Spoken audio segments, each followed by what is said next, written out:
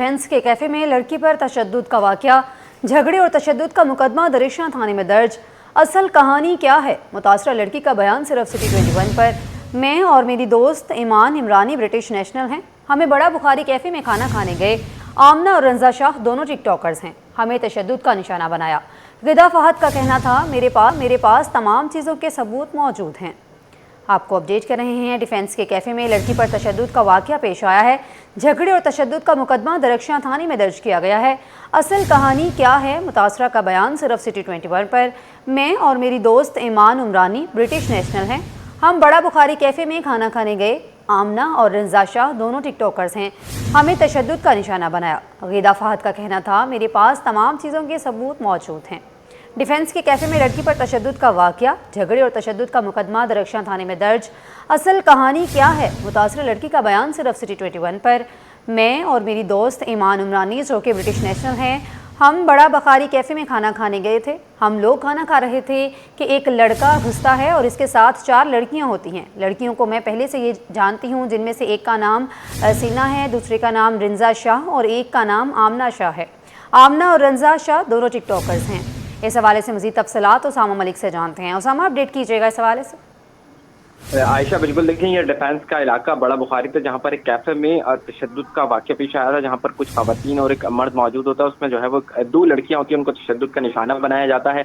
अब वाक़े का जो मुकदमा है वो दरख्शां थाने में दर्ज कर लिया गया है। वाक़या किस तरीके से पेश आया, जिसमें मुतासरा लड़की है जिसको टॉर्चर किया गया है, उसका बयान जो है वो सिटी 21 ने हासिल कर लिया। हमारी उससे बात भी हुई कि उसका यही बताना था कि मैं और मेरी दोस्त जो है वो एक ब्रिटिश नेशनल है और वो यहाँ पर आई हुई थी। इसी दौरान जो है ये दोनों बड़ा बुखारी पर गई हैं। उस रात तकरीबन 9 बजे तो ये खाना ही खा रहे थे कि इसी दौरान जो है वो एक अंदर लड़का घुसता है और उसके साथ जो है वो 4 लड़कियां घुसती हैं। जैसी वो घुसते हैं फिर इनकी जो है वो कुछ तकरार होती है और उसके बाद जो है वो फिर इन दोनों को जो है वो तशद्दुद का निशाना बनाना वो दोनों शुरू कर देती हैं। उसमें एक सुनैना हक होती है, रंजा शाह, और एक आमना शाह नामी लड़की होती है। जबकि एक और लड़की होती है जिसको ये नहीं जानती, वो एक अननोन पर्सन थी। आमना और रंजा शाह जो है वो दोनों टिकटॉकर थी और उन्होंने आकर इसको तशद्दुद का निशाना बनाया है। इसका कहना है कि उनको बहुत मारा गया। इसके हाथ में ये फुटेज में बता भी रही है और इसने कुछ दिखाया भी कि इसके हाथ पे नील वगैरह पड़े हुए हैं। इसका नाखून भी जो है वो एक उखड़ गया था। उसके बाद फिर इसने थाने गई है और एमएलओ का लेटर लेके इसने एमएलओ वगैरह करवाया। पुलिस ने मुकदमा वगैरह दर्ज कर लिया। इसका कहना है कि वो लोग इसको धमकियां वगैरह दे रहे हैं, ये उनको पहले से जानती थी। एक रात पहले जो है वो बैकग्राउंड स्टोरी ये है कि एक रात पहले इनका कुछ झगड़ा वगैरह हुआ है, कुछ नाजेबा अल्फाज इनमें गुफ्तगू हुई है और उसके बाद जो है वो फिर ये मामला तूल पकड़ा और दूसरे दिन जो है वो इसको कैफ में तशद्दुद का निशाना बनाया गया। अब इसका कहना है कि उस लड़की को भी ये जानती है, हमीद काकड़, वो इस सारे वाक़े में जो है वो मुलव्विस है और उसी के कहने पर जो है वो इन तमाम लड़कियों ने ये वाक़या किया है। और इसका कहना है कि इसकी दोस्त भी जो है वो इन दोनों की जान को खतरा है, वो लोग इनको धमकियां दे रहे हैं। पुलिस ने मुकदमा दर्ज कर लिया, लेकिन इसका कहना है कि इसको ये अपना केस भी इस पे वापसी लेने का दबाव डाला जा रहा है, लेकिन ये केस वापस नहीं लेगी। अब इसका यही मुतालबा है कि इसको इंसाफ फराहम किया जाए और उन लोगों को जो है वो कानून के मुताबिक उनके खिलाफ कार्रवाई की जाए और उनको सजा दी जाए। जी उसामा, ये बताइएगा, जैसा कि इन पर तशद्दुद किया गया है, झगड़ा हुआ है और जो मुतासरा लड़कियां हैं, क्या ज़्यादा जोटी आई हैं? कितना तशद्दुद किया गया है? कैसी हालत है उनकी? देखिए, अब तो काफी बेहतर है। ये 1 तारीख की रात को 2 तारीख को वाकया पेश आया था। उसके बाद इसका बताना था कि इसका नाखून वगैरह जो है वो कुछ उखड़ गया था और इसके हाथ पर नील वगैरह पड़ा हुआ है। अब इसका कहना है कि इसको जान से मारने की भी कोशिश की गई है, गला भी दबाया गया है, कुछ टॉर्चर वगैरह हुआ है मामूली। इसके बाद इसने अपना जो मेडिकल लीगल चीजें होती हैं एमएलओ की, वो तमाम कार्रवाई भी इसने मुकम्मल करवा ली है पुलिस ने। उसके बाद ही जो है वो मुकदमा वगैरह भी दर्ज कर लिया गया, जिसमें झगड़ा, मारपीट और तशद्दुद की दफात भी शामिल की गई हैं। अब इसकी कंडीशन तो बेहतर है, लेकिन इसका यही कहना है कि इसको इंसाफ फराहम किया जाए ताकि किसी और शख्स के साथ जो है वो ऐसा वाकया नहीं हो। जी उसामा, ये बताइएगा, एफआईआर तो दर्ज कर ली गई है, गिरफ्तारी की अमल में लाई गई है, कार्रवाई किस तरह से हो रही है? देखिए, अभी तक ताहाल जो है वो किसी भी ये जो 4 लड़कियां हैं, जिसमें से 3 से 4 अफराद को इसने नॉमिनेट किया है और एक को ये अननोन है, जिसको ये नहीं जानती। इसका कहना है कि जब वो सामने आएंगे तो उसको शनाख्त कर सकती है, जबकि ये 3 को लड़कियों को जानती है और एक लड़का जो हमीद काकड़ है उसको ये पहले से जानती है। और इनका जो है वो एक रात पहले भी कुछ ऐसा मामला पेश आया था जो कि इसने ऑफ द रिकॉर्ड हमसे गुफ्तगू करते हुए बताया था। तो इसका ये कहना है कि अब जो है वो ताहाल कोई गिरफ्तारी अमल में नहीं आई है, लेकिन अब पुलिस कोशिश कर रही है। जी उसामा, ये बताइएगा, जैसा कि वीडियो में देखा जा सकता है लड़का भी साथ शामिल है और जो लड़की है उसका बयान ये है कि रात को जो है पिछली रात उनका झगड़ा हुआ था। एफआईआर में जो नाम दर्ज किए गए हैं उनमें उस लड़के का नाम भी शामिल है। क्या उसको भी वो जानती थी या वो लड़की उसको साथ लेके आई है? ये सारा की क्या मामला है?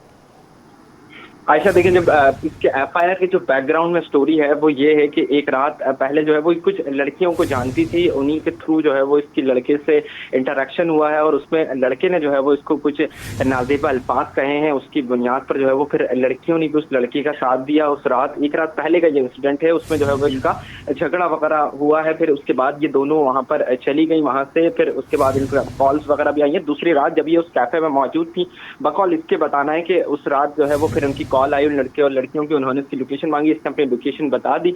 तो फिर चंद ही मिनटों बाद जो है वो आधे पौने घंटे बाद वो दोनों वहां पर पहुंची और ये सारा सिनेरियो जो है वो पेश आया, जिसकी सीसीटीवी फुटेज में भी देखा जा सकता है कि ये दोनों खाना खा रही हैं और इस दौरान जो है वो 4 से 5 अफराद आते हैं और फिर इनको तशद्दुद का निशाना बनाते हैं और फिर उसके बाद वो लोग वहां से चले जाते हैं।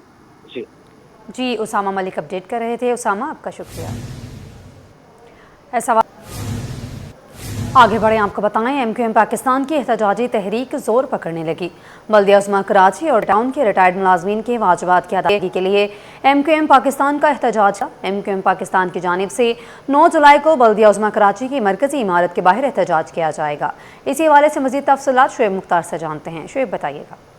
जी बिल्कुल, एमक्यूएम पाकिस्तान की एहतजाजी तहरीक जो है वो जोर पकड़ती जा रही है। एमक्यूएम पाकिस्तान ने बल्दिया उज़्मा कराची के और टाउन म्यूनिसिपल कॉरपोरेशन के रिटायर्ड मुलाजमीन की आवाज़ बनने का फैसला जो है वो कर लिया है।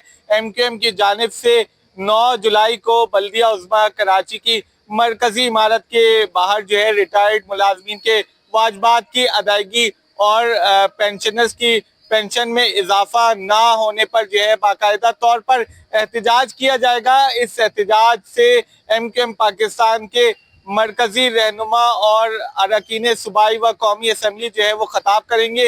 हालिया दिनों हम देख रहे हैं कि एमक्यूएम पाकिस्तान ने मुख्तलिफ टाउन्स में तंजीमी ढांचे को मुतहरिक करने के लिए कॉर्नर्स मीटिंग का भी बाकायदा तौर पर आगाज कर दिया है, जबकि एमक्यूएम 25 जुलाई को शाह फैसल टाउन में भी जो है वो एहतजाजी धरना सिंध हुकूमत के खिलाफ करने जा रही है।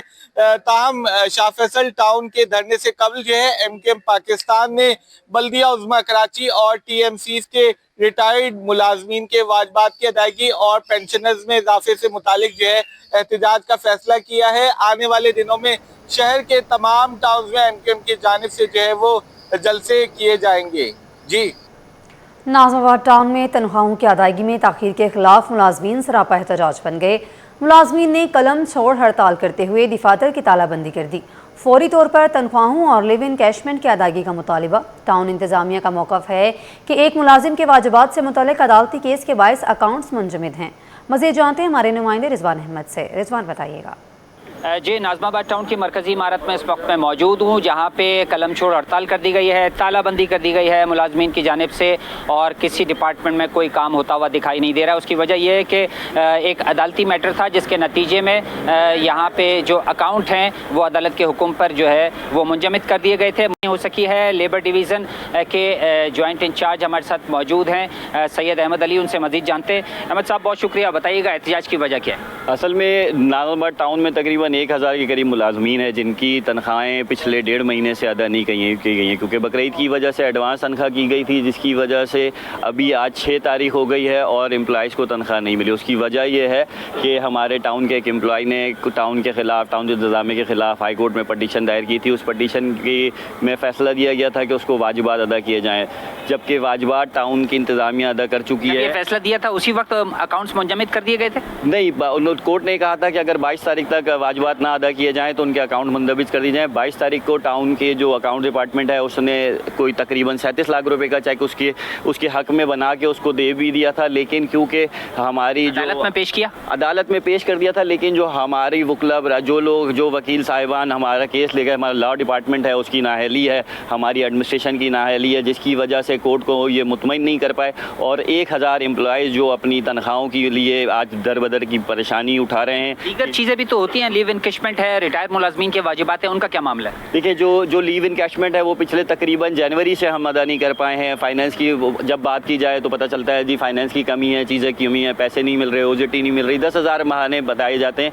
लेकिन असल वजह यह है कि जो हमारी इंतज़ामिया है वो इसको मैनेज करने में नाअहल है। कुल कहा यह जा रहा है कि न सिर्फ जो हाजिर सर्विस मुलाजमीन हैं 45 रोज़ गुजर चुके हैं, क्योंकि पिछली तनख्वाह जो है वो एडवांस हुई थी ईद की वजह से, तो 45 रोज़ गुजरने के बावजूद ये मुलाजमीन न सिर्फ तनख्वाहों से महरूम हैं बल्कि दीगर मराहत और ख़ास तौर पर रिटायर्ड मुलाजमीन को भी जो है वो वाजिबात की अदायगी नहीं हो रही है, जिसके नतीजे में ये अलामती हड़ताल की गई है। जी, गवर्नर सिंध ने सरजानी टाउन में नादरा के नए मेगा सेंटर का इफ्तिताह कर दिया।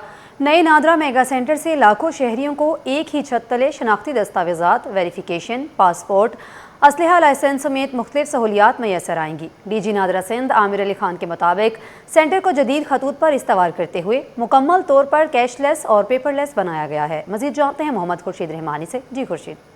जी, हम इस वक्त मौजूद हैं सुरजानी नादरा मेगा सेंटर में, जो आज ही इसका इफ्तिताह हुआ है और इसका इफ्तिताह गवर्नर सिंध मोहम्मद निहाल हाशमी ने किया। इस वक्त मेरे साथ मौजूद हैं डीजी नादरा सिंध आमिर खान, से गुफ्तगू करेंगे इस नए मेगा सेंटर में इलाका मकीनों को क्या क्या सहूलियात जो है वो दी जा रही हैं। बहुत शुक्रिया सर, क्या कहेंगे इस हवाले से? ये जी हमारा माशाल्लाह 5वां मेगा सेंटर है कराची में और ये काफ़ी अरसे से इसकी एक रिक्वायरमेंट थी, जो आज हमने हमारे जो मिनिस्टर हैं मोहसिन नकवी साहब, वज़ीर दाखिला साहब, उनके कहने की हिदायत के ऊपर ये रिकॉर्ड टाइम में बनाया गया है। यहाँ पे 20 काउंटर्स हैं, तकरीबन 2500 से 3000 लोगों को ये डेली सर्विस प्रोवाइड किया करेगा 24 आवर्स अ डे। यहाँ पे सक्सेशन का भी काउंटर है, आर्म्स लाइसेंस का भी है, यहाँ पे हम पाक आईडी का काउंटर है, सेल्फ सर्विस काउंटर है, आपकी सक्सेशन की यहाँ पे फैसिलिटी है, बूढ़ों के लिए, बुज़ुर्गों के लिए अलहदा काउंटर है और साथ एयर कंडीशन एनवायरनमेंट है, बैकअप जनरेटर है, पीने का साफ़ पानी है और तकरीबन ये 35 से 40 लाख की जो आबादी है इर्द गिर्द की, ये उन लोगों को ये सर्विस प्रोवाइड करेगा। इसमें थैलेसीमिया का डेस्क भी जो है बनाया गया है। इसके अलावा यहाँ पर बुज़ुर्गों के लिए, माजूरों के लिए भी कोई ख़ास एहतमाम किया है आपने सेंटर में? यहाँ पे जी हमारे एक तो व्हील चेयर का एक्सेस है, उसके अलावा हमारे पास बुज़ुर्गों के लिए एक सेपरेट काउंटर है हमारे सीनियर सिटीजन्स के लिए, तो उनको हम प्रायोरिटी पे बगैर लाइन में लगे हुए they can come and avail our services. Thank you. नाज़रीन, हम आपको अब नादरा मेगा सेंटर में जो सहूलियात यहाँ पर रखी गई हैं वो आपको बताते हैं। यहाँ पर जो है वो नादरा में अब थैलेसीमिया डेस्क भी जो है वो बनाई गई है। आपको दिखाते हैं कि किस तरह से यहाँ पर नादरा की थैलेसीमिया डेस्क जो है वो बनाई गई है। आपको दिखाते हैं कि ये नादरा की मेगा सेंटर सुरजानी में है, इसमें थैलेसीमिया डेस्क जो है वो बनाई गई है। इस डेस्क पर जो है वो जो लोग भी यहाँ पर नादरा के हुसूल के लिए यहाँ पर पहुँचेंगे, जो कज़न मैरिज होती है उस वाले से भी नादरा ने ये सहूलत दी है कि फ्री ऑफ कॉस्ट वो यहाँ से थैलेसीमिया का जो टेस्ट है वो करा सकते हैं। यहाँ पर 20 काउंटर्स रखे गए हैं। इसके अलावा नादरा के इस मेगा सेंटर जो सुरजानी में है, इसमें बुज़ुर्गों के लिए, माजूरों के लिए भी अलग से एहतमाम किया गया है, व्हील चेयर का एहतमाम किया गया है, अलग से बैठने के लिए कुशादा जो है वो वेटिंग हॉल बनाए गए हैं। और डीजी नादरा सिंध का ये कहना है कि मुस्तकबिल में गुलबर्ग, कुरंगी और उसके अलावा दीगर जो सेंटर्स हैं उन पर काम किया जा रहा है, ताकि जो कराची के शहरी हैं उनको कम से कम जो है वो मुश्किलात का सामना हो और नादरा के हुसूल के लिए नादरा का जो शनाख्ती कार्ड है, सक्सेशन सर्टिफिकेट है या दीगर जो दस्तावेज़ात हैं उसका हुसूल आसान हो जाए। इस नादरा के सुरजानी के मेगा सेंटर में लाइसेंस बनवाने के हवाले से भी डेस्क कायम की गई, जबकि पासपोर्ट के लिए भी यहाँ पर एक अलग से डेस्क कायम की गई ताकि लोगों को किसी दूसरे दूर दराज इलाके में ना जाना पड़े। जी, आगे बढ़ें, आपको बताएं BRT ग्रीन लाइन कराची की ट्रांसपोर्ट का पहला कामयाब मंसूबा। प्रोजेक्ट के फ़ेज़ 2 पर काम तेज़ी से जारी। एक पेडेस्ट्रियन ब्रिज तामीर 2 तैयारी के मराहिल में है, लिफ्ट भी तैयार की जा चुकी है। मज़ीद जानते हैं अक्सा शाहिद से। अक्सा, बताइएगा। जी बिल्कुल, BRT ग्रीन लाइन कराची की ट्रांसपोर्ट का पहला कामयाब तरीन वो मंसूबा है जिसमें आज भी 5 साल बाद भी जो वो लाखों शहरी सफर करते हैं। 2021 में इस मंसूबे का पहला फेज मुकम्मल किया गया था जो नुमाई से अब्दुल्ला चौक तक जो वो 26 किलोमीटर पर मुश्तमिल है। उसकी अगर लागत की बात करें तो 25 अरब रुपए में ये मंसूबा तैयार किया गया था और आज भी 70 के करीब जो वो बसें इस मंसूबे पर बहाल है। जो इसके फेज 2 का मंसूबा है 1.8 किलोमीटर पर मुश्तमिल है और कैप्री सिनेमा से म्यूनिसिपल पार्क तक जो वो इसको देखा जा रहा है। इस वक्त में इसके पेडिस्ट्रियन ब्रिज पर मौजूद हूँ और ये जो है वो काम तेजी से होता हुआ देखा जा रहा है। अगर मैं आगे चलती हूँ तो यहाँ पर जो है वो काम को जो है वो दिखाया जा रहा है। पेडिस्ट्रियन ब्रिज का 3 पेडिस्ट्रियन ब्रिज जो है वो यहाँ पर जो है वो बनाए जाने हैं, यानी 3 स्टेशन यहाँ पर कायम किए जाने हैं। और यहाँ पर आप देख सकते हैं पेडिस्ट्रियन ब्रिज का काम मुकम्मल हो चुका है। आगे अगर स्टेशन देखा जाए तो स्टेशन भी जो है वो नजर आ रहा है। अगर मंसूबे की बात की जाए तो मंसूबे की जो डेडलाइन है वो 31 दिसंबर 2026 बताई जा रही है और ये भी कहा जा रहा है कि वजीर आजम शहबाज शरीफ जो इसका इफ्तिताह करेंगे। अगर बात की जाए यहाँ से दिलपसंद का जो पॉइंट है उसको जो है वो बंद किया गया है। उस रोड को डाइवर्जन जो है वो उर्दू बाजार से दी गई है क्योंकि म्यूनिसिपल पार्क से जाके जो है वो तमाम बसें जो वो टर्न होकर वापस जाने वाले रोड पर जाएंगी। ब्रिज का काम हो चुका है। यही ब्रिज जो है वो शहरों के लिए रोड क्रॉस करने में भी इस्तेमाल में आएगा और यही ब्रिज जो है वो स्टेशन यानी शहरी जो है वो यहीं से आके जो वो ग्रीन लाइन के फ्लोर पे जाएंगे, कॉरिडोर पे जाएंगे और अपनी जो है वो मंजिल तक उस बस में बैठकर जो है वो सफर करेंगे। जी। सिंध हुकूमत का महकमा स्कूल तालीम में 20,000 असातिज़ा की नई भर्तियों का फैसला। प्राइमरी और जूनियर एलिमेंट्री स्कूल टीचर की नई भर्तियां सिंध असम्बली की पार्लिमानी कमेटी की मुशावरत से मशरूत कर दी गई हैं। स्पीकर सिंध असम्बली उवैस कादर शाह ने पार्लिमानी कमेटी का इजलास 10 जुलाई को तलब कर लिया है। आपको अपडेट कर रहे हैं। सिंध हुकूमत का महकमा स्कूल तालीम में 20,000 असातिज़ा की नई भर्तियों का फैसला सामने आया है। प्राइमरी और जूनियर एलिमेंट्री स्कूल टीचर की नई भर्तियां सिंध असम्बली की पार्लिमानी कमेटी की मुशावरत से मशरूत कर दी गई हैं। स्पीकर सिंध असम्बली उवैस कादर शाह ने पार्लिमानी कमेटी का इजलास 10 जुलाई को तलब कर लिया है। सिंध सरकार ने महकमा स्कूल तालीम में मज़ीद 20,000 से ज़ायद असातिज़ा की नई भर्तियों का फैसला कर लिया है। नई भर्तियां सिंध असम्बली की पार्लिमानी कमेटी की मशरूत से कर दी गई हैं। पार्लिमानी कमेटी का इजलास 10 जुलाई को तलब कर लिया गया है। इजलास की सदारत स्पीकर सिंध असम्बली सैयद उवैस कादर शाह करेंगे। इजलास में वज़ीर दाखिला ज़ियाउल हसन लंजार, वज़ीर तालीम सैयद सरदार अली शाह शिरकत करेंगे। इजलास में सिंध असम्बली में कायद हिज़्ब इख्तलाफ अली खुर्शीदी रुकन सिंध असम्बली होंगे।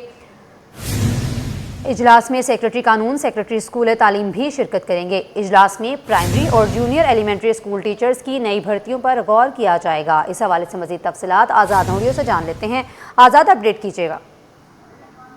जी बिल्कुल, हुकूमत सिंध ने महकमा स्कूल तालीम में मज़ीद 20,000 असातिज़ा की नई भर्तियाँ करने का फैसला कर लिया है। इस हवाले से बाज़ाब्ता तौर पर हुकूमत सिंध ने यह मामला मुशावरत के साथ पार्लियामानी कमेटी से मशरूत कर दिया है। इस वाले से स्पीकर सिंध असम्बली जो पार्लियामानी कमेटी के सरबराह हैं सैयद उवैस कादर शाह, उनकी जानब से बाज़ाब्ता तौर पर 10 जुलाई यानी जुम्मे के रोज़ 11:30 बजे सिंध असम्बली के कमेटी रूम नंबर 1 में अहम इजलास पार्लियामानी कमेटी का तलब कर लिया गया है।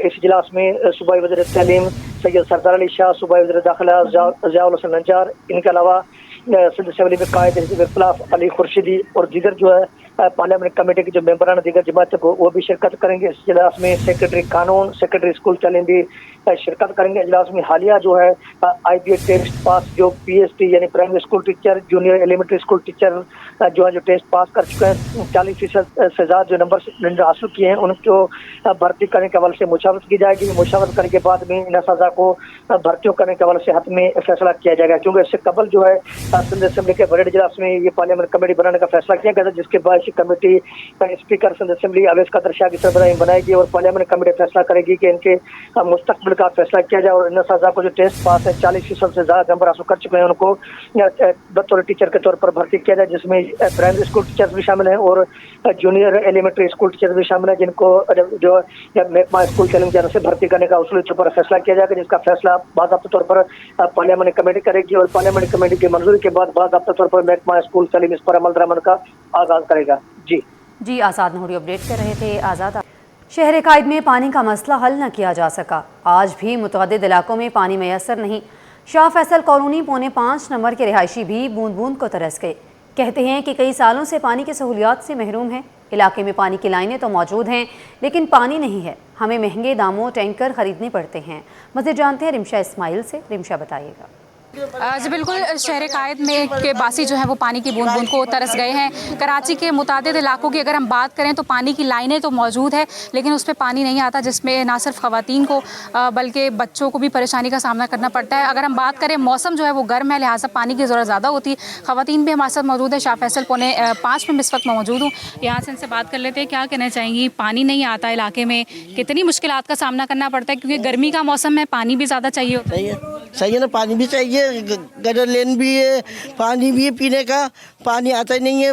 सबको परेशानी है, हमें ही थोड़ी है, सबको ये परेशानी। सब आते जाते हैं, निकलते हैं, करते हैं। कब से पानी नहीं आ रहा है यहाँ पर? पानी 2-3 साल से नहीं आ रही है। अभी के थोड़ी है, 2-3 साल से नहीं है पानी। तो ये ना कोई टाइम टेबल नहीं है आने का, पूरी रात जागना पड़ता है। अरे सुबह बच्चों को स्कूल जाना है, काम पर जाना है, पूरी रात 2-2, 3-3 रातें जागते हैं जब कभी जाके, और फिर इतना गंदा पानी आता है, गटर का पानी आ जाता है। मुझे ये भी बताएं, टैंकर भी बहुत महंगे होते हैं, गुजारा करना मुश्किल हो जाता है। जी हाँ, क्योंकि इतनी महंगी बोरिंग करवाई जाती है। बोरिंग जो है 1 साल 1.5 साल में सूख जाती हैं। अफोर्ड ही नहीं कर सकते कि 2-2, 3-3 लाख की बोरिंग करवाएं। पानी लेकर आते हैं, इतना ज़्यादा कहाँ से लेकर आते पानी? इतनी दूर जाना पड़ता है। वाटर पंप जो है काफ़ी दूर है, वहाँ जाना पड़ता है। और रात को जाते हैं आदमी, काम पे से आते हैं, पूरी रात हम लोग इसी परेशानी में होते हैं। पूरी रात चेक करते हैं, उस वजह से हमारे बिजली के बिल भी इतने आते हैं। इतने दिनों में 15-20 दिनों में, कभी 1 महीने में इस तरह पानी आता है, कोई टाइम टेबल ही नहीं। टैंकर डलवाने पड़ते हैं? टैंकर नहीं डलवाते, भर का टैंकर अफोर्ड नहीं कर सकते यहाँ पर। इसलिए जो है ना वाटर पंप से भर के लाते हैं। जी बिल्कुल, टैंकर्स लोग अफोर्ड नहीं कर सकते क्योंकि 10 से 12 हज़ार का टैंकर है। तो शहरी जो है यहाँ से दूर इलाके में जाते हैं और वहाँ से जो है वाटर पंप से पानी लेकर आते हैं। उनका यही कहना है कि इस गर्मी के मौसम में जो है वो पानी की दस्तयाबी को सही किया जाए, पानी फराहम किया जाए ताकि इस मुश्किल से जो है वो निकला जा सके। जी, शहर में गर्मी की लहर बरकरार है, जिसके पेश नज़र होम्योपैथिक अस्पताल नाज़माबाद में 10 बिस्तरों पर मुश्तमिल वार्ड कायम कर दिया गया है। डॉक्टर उज़मा कहती हैं कि वार्ड में अदवायात की फराहमी के लिए स्टाफ को तैनात कर दिया गया है। मज़ीद तफसीलात इब्राहिम रिंद से जानते हैं। इब्राहिम बताइएगा। देखिए, बिल्कुल शहर कायद में एक बार फिर गर्मी की लहर बरकरार है, जिसके पेश नज़र मुख्तलिफ अस्पतालों के अंदर मुख्तलिफ बीमारियों में मुब्तला होकर आने वाले मरीजों की तादाद में इजाफा हो रहा है। खासतौर पर डायरिया, गैस्ट्रो और गर्मी से मुतासरा मरीज रिपोर्ट हो रहे हैं, जिसके बाद वहाँ पे हीट स्ट्रोक वार्ड कायम किया गया है। इस वक्त हम मौजूद हैं मुल्क के वाहिद होम्योपैथिक अस्पताल नॉर्थ नाज़माबाद में, जहाँ पर 10 बिस्तरों पर मुश्तमिल हीट स्ट्रोक वार्ड भी कायम किया गया है, जहाँ पर तमाम तर इंतजाम मुकम्मल हैं। तो इस हवाले से हम बात करेंगे, हमारे साथ मौजूद हैं डॉक्टर उज़मा ज़रीन साहिबा। उनसे पूछेंगे कि इन बिस्तरों के हवाले से क्या कहें। आप बताएं, हीट स्ट्रोक वार्ड कायम किया गया है, तमाम तर इंतजाम मुकम्मल हैं, अद्वियात, स्टाफ वगैरह? अस्सलाम वालेकुम। जी बिल्कुल, हमारे यहाँ ये 10 बिस्तरों से मुश्तमिल एक वार्ड कायम किया है, जहाँ ज़रूरत की हर चीज़ मौजूद है। और मेडिसिन के हवाले से भी हमारे पास इंतज़ाम मौजूद है। अगर कोई पेशेंट आता है तो हम उसे बिल्कुल ट्रीट करेंगे। और इस हवाले से ये है कि बस पानी का इस्तेमाल, फ्लूइड ज़्यादा इंटेक करें ताकि जो है वो, और ज़्यादा से ज़्यादा धूप से बचें। ठीक है, सायेदार जगह पे खड़े होने का इंतज़ाम रखें, पानी का इस्तेमाल ज़्यादा करें। और अगर हमारे यहाँ आते हैं तो इंशाल्लाह जो है हम जो भी चीज़ अवेलेबल है उसको ट्रीट करेंगे इंशाल्लाह पेशेंट को। बहुत शुक्रिया। डॉक्टर उज़मा ज़रीन साहबा ने तफसीली बताया कि अस्पताल के MS डॉक्टर इजाज़ की हिदायत पर और मेयर कराची की हिदायत पर दीगर अस्पतालों की तरह इस होम्योपैथिक अस्पताल में भी 10 बिस्तरों पर मुश्तमिल हीट स्ट्रोक वार्ड कायम कर दिया गया है। अभी तक कोई पेशेंट तो रिपोर्ट नहीं हुआ, लेकिन अगर कोई पेशेंट रिपोर्ट होता है तो उसको यहाँ पे दाखिल करके तमाम तरह अद्वियात, स्टाफ और दीगर जो एयर कंडीशन का माहौल है वो फराहम किया जाएगा। जी, साबिक सदर डॉक्टर आरिफ अलवी के बैंक अकाउंट मुंजमद करने का केस सिंध हाई कोर्ट में आज भी केस का फैसला न हो सका। केस की मजीद समाअत 25 जुलाई तक मुलतवी कर दी गई है। साबिक सदर के वकील बैरिस्टर अली ताहिर का कहना है सुनवाई नहीं, तारीख पर तारीख हो रही है। मजीद जानते हैं हमारे नुमाइंदे शौकत कुराई से। शौकत बताइएगा। देखिए, ये साबिक सदर डॉक्टर आरिफ अलवी के बैंक अकाउंट फ्रीज़ होने का मामला है। आज उस पर समाअत थी, लेकिन आज कोई कार्रवाई नहीं हुई। बगैर कार्रवाई के जो है ये केस मुलतवी कर दिया गया है। ये कोई 1 साल से ऊपर अरसा हो गया है डॉक्टर आरिफ अलवी के बैंक अकाउंट फ्रीज़ हैं। मेरे साथ डॉक्टर साबिक सदर के वकील मौजूद हैं, बैरिस्टर अली ताहिर। उनसे पूछते हैं कि सर ये कितना अर्सा हो गया है इन केसेस को? बिस्मिल्लाहिर्रहमानिर्रहीम। शौकत साहब, देखें 1 साल से ऊपर हो गया।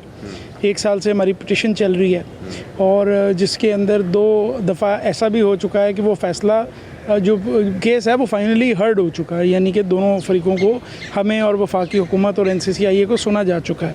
खैर NCCIA के पास कहने को तो कुछ नहीं था, अब तो वो IO भी नहीं आता और ना जो DG है उसको भी इन पर्सन बुलाया हुआ है, ना वो पेश होता है ना वो हाज़िर होता है। लेकिन वफाकी हुकूमत हर दफ़ा जो है वो तारीख़ मांगती है। पिछली डेट पर ये रिज़र्व हो चुका था, लेकिन फिर वफाकी हुकूमत को 2 हफ़्ते का टाइम दिया गया कि जी कोई नोटिफिकेशन लेके आने हैं। वो नोटिफिकेशन आज तक नहीं आए। आज फिर उन्होंने टाइम मांगा, तो खैर हम तो ये कहते थे कि जो भी है आज इसको डिसाइड करें, और हमने बहुत कोशिश की कि आज सुन के इसको डिसाइड कर लिया जाए, लेकिन कोर्ट ने ये मुनासिब समझा कि एक तारीख़ और दे दी जाए, तो दोबारा एक लास्ट एंड फाइनल चांस दिया। और अब 15 जुलाई 2025 को उम्मीद करता हूँ कि आखिरी हियरिंग इस केस की हो जाएगी 26 को। ये रेयर केसेस में होता है कि रीहर्ड किया जाए या रीओपन किया जाए केसेस को रिजर्व करने के बाद, तो अलवी साहब से ख़ास मेहरबानी क्यों है? देखिए बिल्कुल आप सही कह रहे हैं, रेयर केसेस में होता है, लेकिन आजकल रेयर केसेस की तादाद बढ़ती जा रही है। तो आप सब जानते हैं, आपके नाज़रीन भी सब जानते हैं, केस तो बहुत आसान है, बहुत इजी है। वैसे ही अब तो एक आईनी तरमीम भी आपको पता है लेके आए हुए हैं, जिसमें सदर और फील्ड मार्शल को इस्तशना है, और आरिफ साहब तो इस्तशना नहीं मांग रहे, वो तो कहते हैं मेरिट्स पे मेरा केस डिसाइड कर दो, लेकिन मेरिट्स पे भी इतना स्ट्रॉन्ग है कि वो केस डिसाइड नहीं हो पा रहा। बड़ा अनफॉर्चुनेट बात है। ठीक है, बहुत शुक्रिया आपका।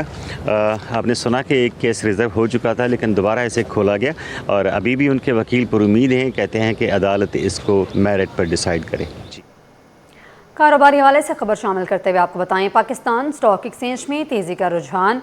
100 इंडेक्स में 1544 पॉइंट्स का इजाफा हो गया। 100 इंडेक्स 1,86,917 की सतह पर ट्रेड कर रहा है। काविश मेमन से तफसीलात जानते हैं। काविश बताइएगा। जी, पाकिस्तान स्टॉक एक्सचेंज में आज कारोबारी हफ्ते के पहले दिन मार्केट में तेज़ी का रुझान देखा जा रहा है। 100 इंडेक्स में मजमूई तौर पर अब तक 1500 से ज़ायद पॉइंट्स का इजाफा हुआ है। इसी हवाले से मेरे साथ बात करने के लिए जिब्रान सरफराज मौजूद हैं। जिब्रान, बताइएगा मजमूई तौर पर स्टॉक मार्केट की क्या सूरत हाल है? देखिए, स्टॉक मार्केट का जो आगाज़ है हफ्ते का पहला रोज़ है और 1500 पॉइंट पॉजिटिव तकरीबन ट्रेडिंग चल रही है। तो इस आपने देखा कि सीमेंट के जो फिगर्स आए हैं वो बहुत ही शानदार हैं। इसकी वजह से आप देख रहे हैं कि मार्केट पॉजिटिव है, और साथ साथ आइंदा आने वाले दिनों में मज़ीद जो है वो ऑयल के प्राइसेस मज़ीद कम होते हैं, इंटरेस्ट रेट और इन्फ्लेशन मज़ीद कम होगा, तो आप देखेंगे कि इसकी डिमांड भी बढ़ेगी, इसकी जो उनकी प्रॉफिटेबिलिटी बढ़ेगी और मार्जिन भी बढ़ेंगे। तो होपफुली कि इससे रिलेटेड जितने भी सेक्टर हैं सभी को फ़ायदा होगा। और इसके साथ साथ पाकिस्तान, ईरान और अमेरिका के दरमियान थोड़ी सी दोबारा नरमी की बात की जा रही है। इसकी वजह से आप देख रहे हैं मार्केट इसको पॉजिटिव ले रही है, और जो ऑयल के प्राइसेस हैं वो भी तकरीबन काफ़ी नीचे आ चुके हैं। इसका फ़ायदा इस दफ़ा तो नहीं मिला, लेकिन होपफुली कि नेक्स्ट वीक जो है वो पाकिस्तान जो है हुकूमत जो है पेट्रोल प्राइसेस मज़ीद कमी करेगी, तो इसके साथ आप देख रहे हैं कि इसका इफेक्ट जो है वो पूरे पाकिस्तान पर आएगा।